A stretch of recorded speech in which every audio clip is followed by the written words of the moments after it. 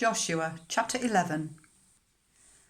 When Jabin, king of Hazor, heard of this, he sent word to Jobab, king of Madon, to the kings of Shimron and Akshaph, and to the northern kings who were in the mountains, in the Arabah south of Kinnereth, in the western foothills, and in Naphoth Dor on the west, to the Canaanites in the east and west, to the Amorites, Hittites, Perizzites, and Jebusites in the hill country, and to the Hivites below Hermon in the region of Mizpah.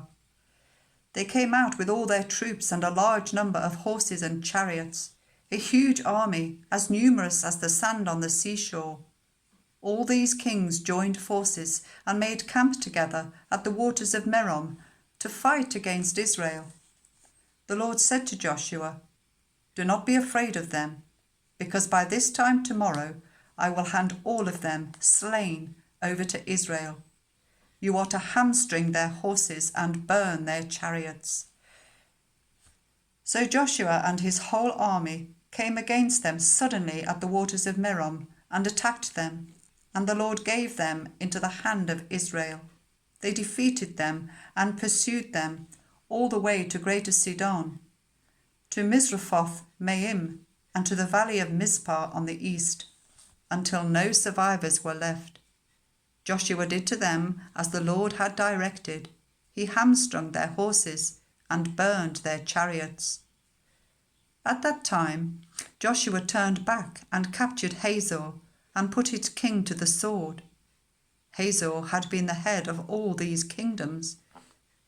Everyone in it they put to the sword.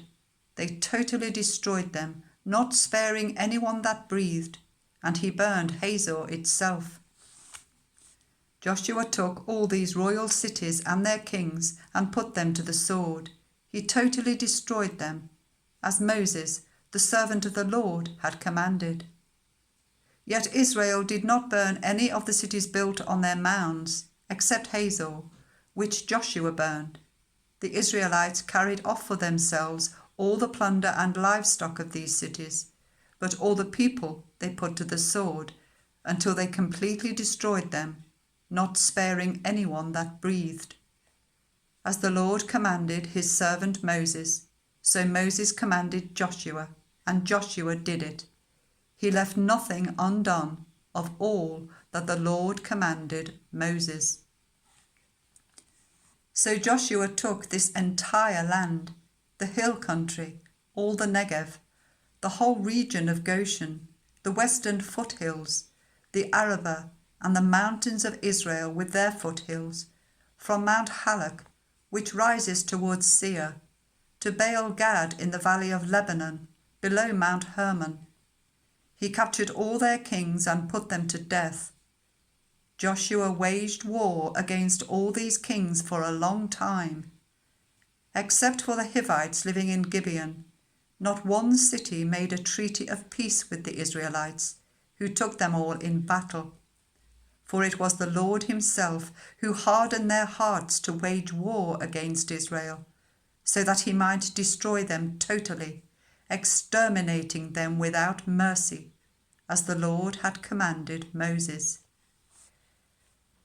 At that time Joshua went and destroyed the Anakites from the hill country, from Hebron, Debir, and Anab, from all the hill country of Judah, and from all the hill country of Israel.